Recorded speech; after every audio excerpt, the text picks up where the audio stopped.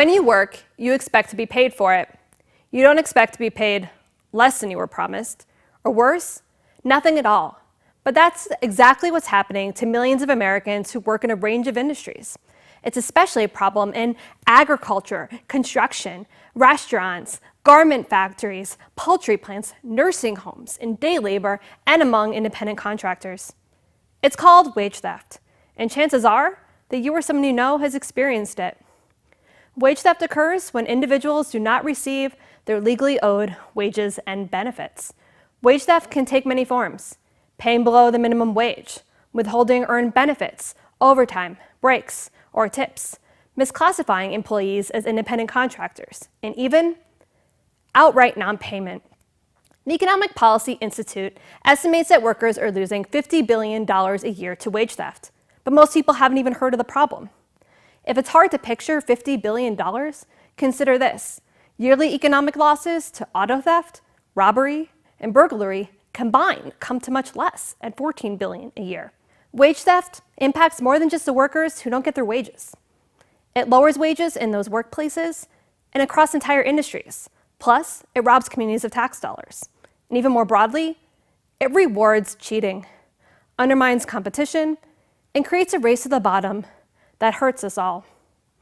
Although wage theft impacts many industries, my research focuses on one of the most vulnerable sectors: day laborers, most of whom are immigrants from Latin America who seek daily work for cash. You may have seen day laborers at a worker center, outside a home improvement store, or on a street corner. On a typical morning at a street corner hiring site, trucks screech to a halt and employers yell out how many workers they need and the pay rate, and workers rush to the passenger side window. Day laborers may just have a couple of minutes to negotiate their wages, hours, and working conditions, all in competition with other workers, and frequently with limited English proficiency.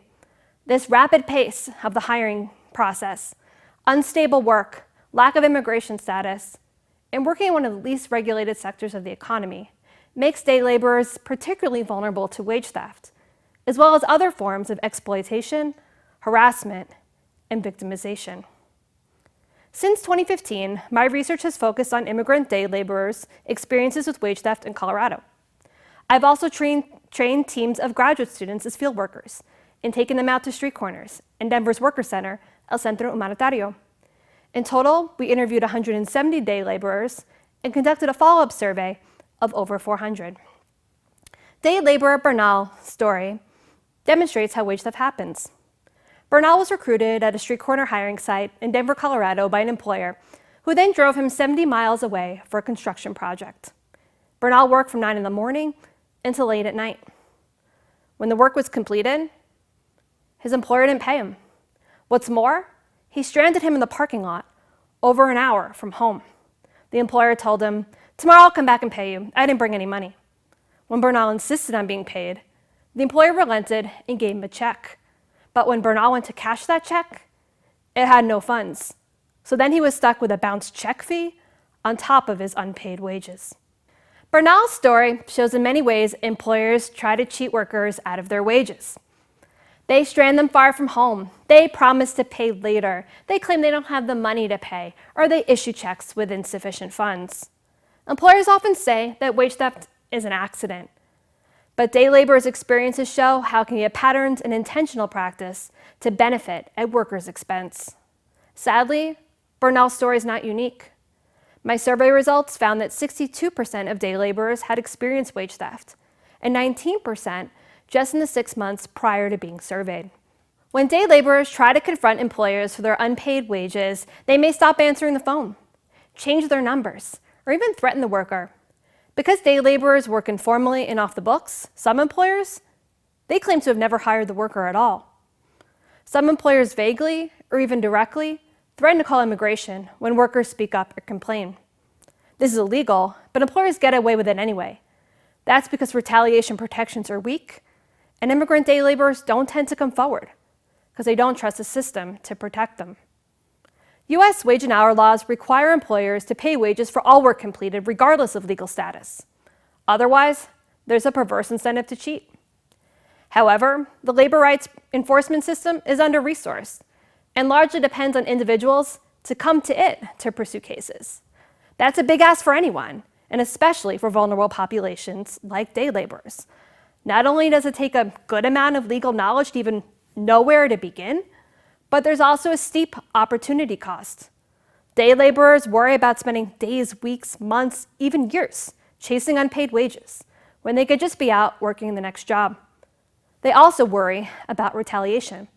That's why many workers never file or give up their claims. As many workers said, they don't want to go around fighting. So wage theft continues because employers know they're likely to get away with it. That doesn't mean that day laborers do nothing to prevent wage theft or try to upgrade their working conditions. At street corners, day laborers try to organize a wage floor to prevent undercutting and warn workers of employers with bad reputations when they walk by. For example, they shout, "This one doesn't pay," to blacklist employers who've mistreated workers in the past. Other strategies include only accepting cash, not checks, and insisting on getting paid every day, rather than waiting for employers who promise to pay at the end of the week or even bi-monthly. Still, day laborers recognize that due to lack of work and employers' relative power over them, that there's no guarantee. Only half of day laborers who'd experienced wage theft did anything to recover their unpaid wages, including even asking their employer for the money they owed them. Just a third took the additional step of seeking assistance from others. As many workers told me and student researchers, there's nothing you can do. Every year, when I collaborate with students on this project, some students tell me that they realize that they too have experienced wage theft. They're in quite different positions than immigrant day laborers, but also work in industries that are prone to wage theft, such as childcare, restaurants, bars, and in low-paid and non-paid internships. In fact, 500,000 Coloradans suffer wage theft every year. The nature of work is changing. We've seen it in the rise of freelancing, independent contracting, piece rate and part-time work, and contingent work. Not only has there been a resurgence of day labor, but more jobs look increasingly a lot like day labor, even if that's not what we would call them. Of course, there's a lot of flexibility and competitiveness that comes from these new kinds of jobs. But there also can be risks when they're also increasingly characterized by low pay, no benefits, job insecurity, lack of employer responsibility, and are primed for labor violations like wage theft.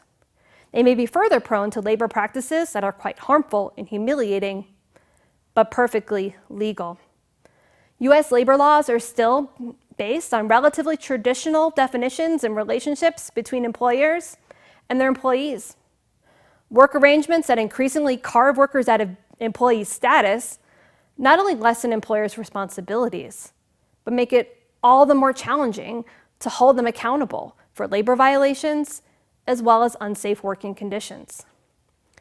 Wage theft's not exceptional. It's just one more way we've undermined workers in the name of profit and flexibility. It's critical to update labor rights enforcement to better evolve towards a changing nature of work. But that's not enough. We also need to rethink and upgrade employment so that people's work can actually support their lives. And when we look for contractors to remodel our homes, look for childcare, or eat out in restaurants, we need to ask more questions, not just about the quality of a job or a service, or even where the ingredients in our food come from, but also attuned to how workers are being paid and being treated. When we see rapid construction growth in our cities, we see signs of development and of progress. But we should also ask, for whom and at what cost? The insecurity and risks of day labor should worry all of us about the future of work, unless we transform our approach to whose lives and labor matter. Thank you.